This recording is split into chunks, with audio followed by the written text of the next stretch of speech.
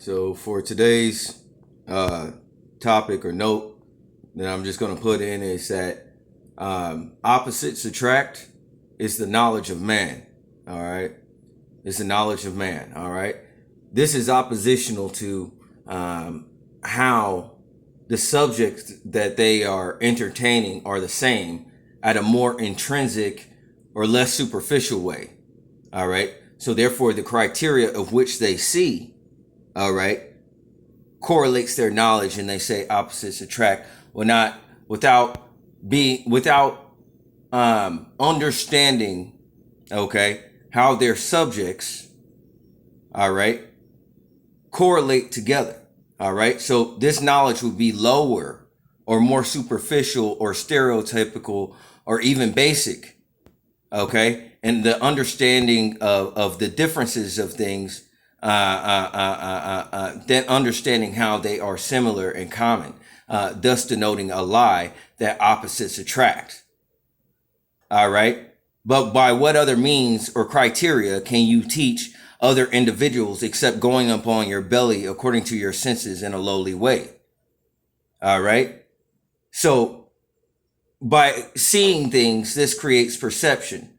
And from perception, perceivable criteria, which creates knowledge. Okay. Your knowledge is based upon what you can perceive, right? In many cases, that's how you learn.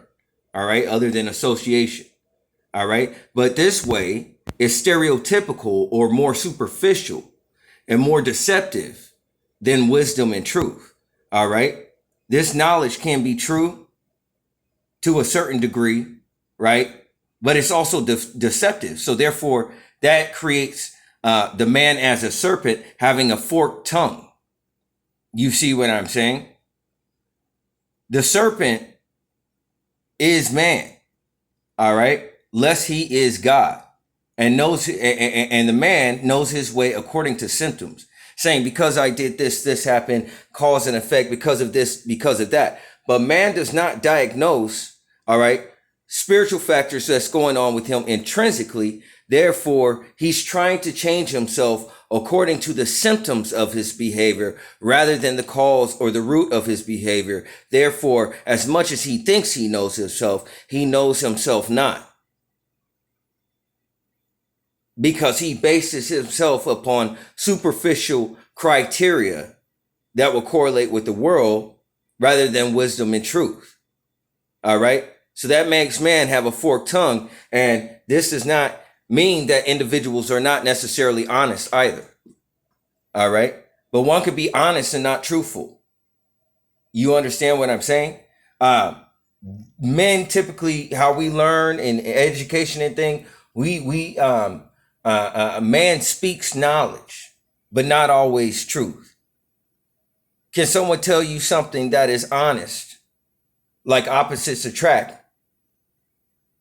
And though you see that in many instances, maybe it's more so they're attracting based upon their similarities. All right. Rather than their differences. This would cause individuals to look at superficial things such as flesh or appearances as well, rather than understanding the substance of an individual, creating real relationships, quality relationships. You understand what I'm saying? There are honest mistakes and there are intentions, all right, which divide society. All right.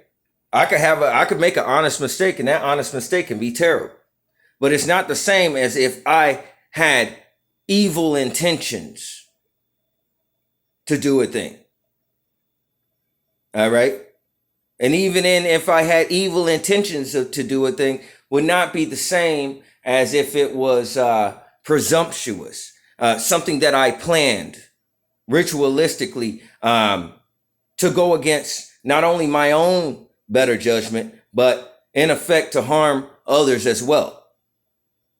All right. That's different than someone who makes a mistake, an honest mistake. You see what I'm saying? But if you look at an honest mistake and believe that that honest mistake is evil intentions, then your eye, your perception, and how you perceive the world will be darkened. And these things can cause the heart to be weary or break the heart. All right. So just because someone speaks knowledge or has knowledge, it does not always mean that that knowledge is true, even though that individual is honest, because it's going to be based upon more superficial things pertaining to criteria, okay, than the similarities of a thing. It's a difference between being correct and being precise. You understand what I'm saying? Those are two different things. All right. So the knowledge of man is superficial or lowly. All right. But the wisdom of God is higher. And therefore, even to study the Bible and have knowledge of it, it's not the same as praying to God and asking for wisdom to come down. Digesting it properly and meditating on the mind. It's not so much what you find and what you meditate upon, okay, rather than the fruit and the substance that it brings. All right. And these things we share, that they are not taken for granted, even though they are easily accessible. Individuals do not find their value oftentimes unless they try from the tree of knowledge of good and evil, in which they can discern through their personal preferences. And even your personal preferences, though they may be honest, may not be true to the chorus sense in which all things are relative. All right. This would be the axis of longitude and latitude, or north. Peace and blessings be with you all. I'm out.